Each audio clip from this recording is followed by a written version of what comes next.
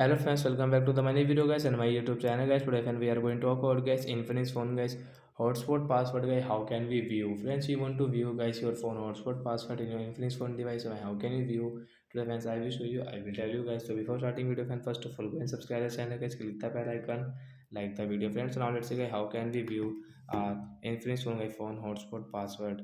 So friends, open your phone setting guys. After phone setting guys, open guys your search bar and guys right here guys hotspot password. So I search here guys hotspot password. Once you can see hotspot password setting, we will tap here, and once you can view guys your hotspot password, tap here to view. So once you can view and guys you want to change guys your password, so as you can change if you want to add something in your password, so you can add from here. So like that guys, we can view our Infinix phone hotspot password. So that's it guys, thanks for watching the video. Bye bye friends.